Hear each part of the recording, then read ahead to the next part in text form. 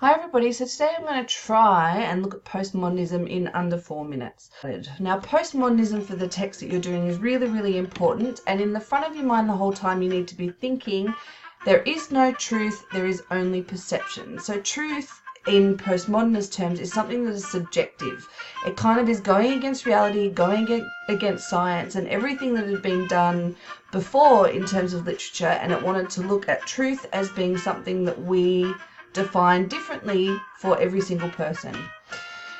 So what is POMO? Now, a definition of POMO is really hard to come up with, because if there is no actual truth, then to try and define postmodernism would only make it my truth. So the problem with trying to define it is that it's meant to break down barriers, it's meant to critique traditional structures, and that means it even questions language.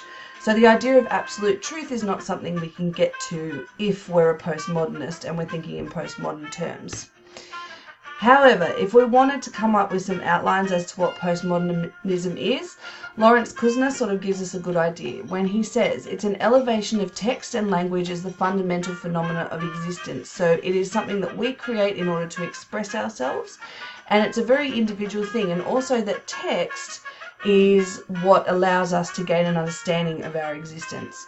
The application of literary analysis to all phenomena, so being able to critique all the things that we create and gain an understanding of truth through that, or abstract truth.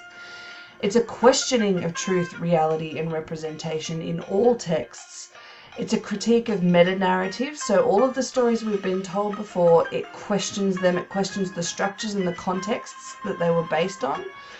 It gives us a focus on power relations and hegemony, so political structures, cultural structures. It questions all of that stuff and how they're represented through texts.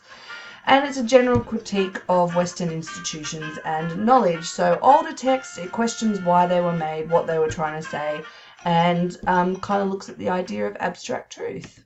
So one of the texts that really, or is a very good example of postmodernism, is The Simpsons, and that's because it uses intertextuality. And intertextuality is one of the big frameworks that postmodernists base their work on. And it's the idea that no text exists as a standalone text. So there is no one text that does not borrow ideas from somewhere else, or that is based on ideas that have already come before.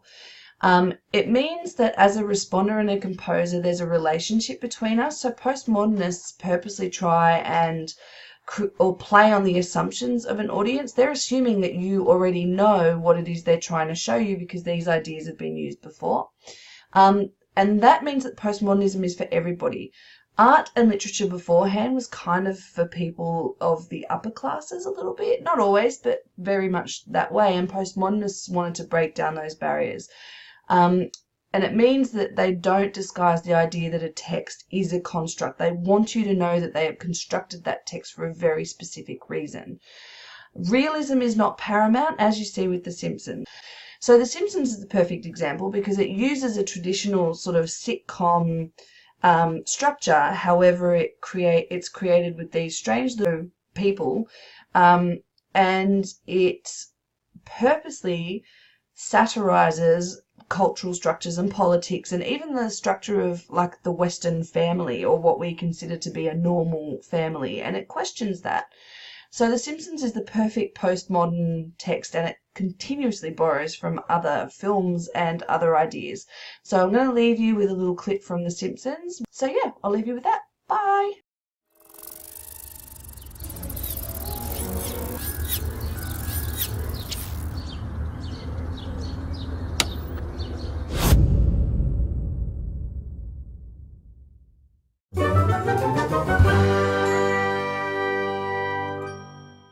Hey guys!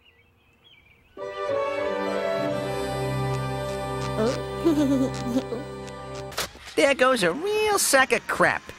Indubitably, old chum. Hello, Homer. It's me, Kid, from TV's Knight Rider.